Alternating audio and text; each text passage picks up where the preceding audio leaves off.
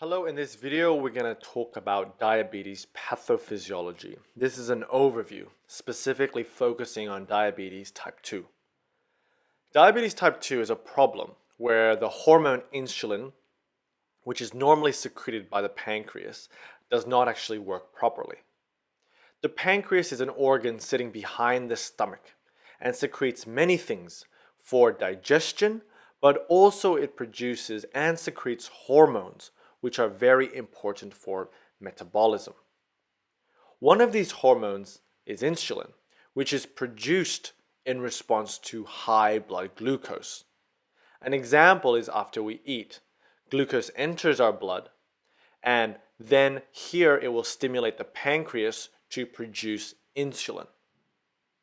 Before continuing on with the pathophysiology of diabetes, we actually need to understand what normally happens and how insulin works in a normal scenario.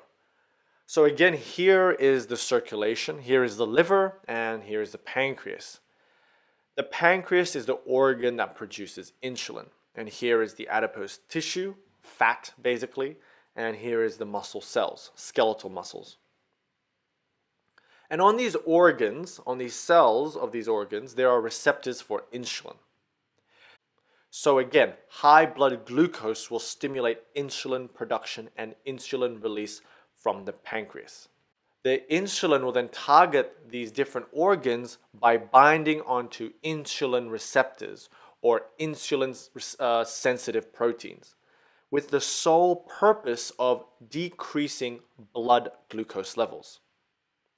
The binding of insulin to its receptor or protein triggers a cascade of events within a cell, leading to the increased uptake of glucose from circulation into the organs. This is done, for example, by producing more glucose channels or transporters on the surface of cells, allowing glucose to move from the blood into the cells of the organs. Insulin also promotes glucose storage.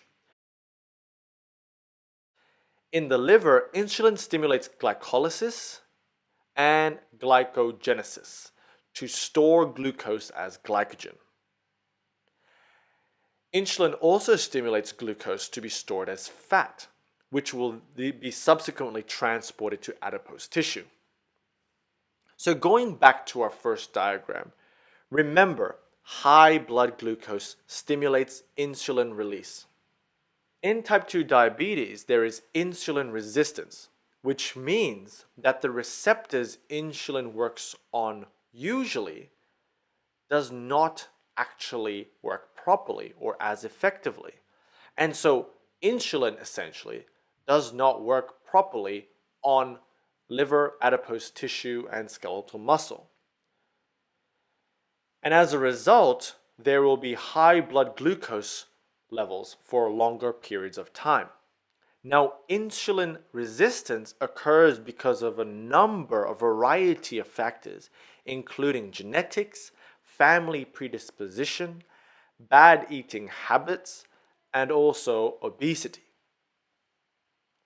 So, because of insulin resistance, glucose cannot be taken up by all these different organs, and so you have high blood glucose.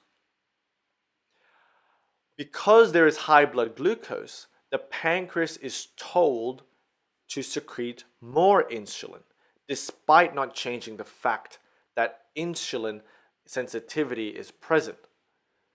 With persistent high blood glucose, the glucose will travel to the kidneys and be secreted out. This is called glucoseuria. Glucoseuria will result in osmotic diuresis. What does that mean?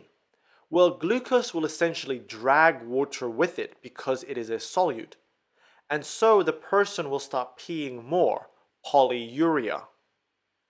With constant polyuria, you get loss of water and you get loss of electrolytes.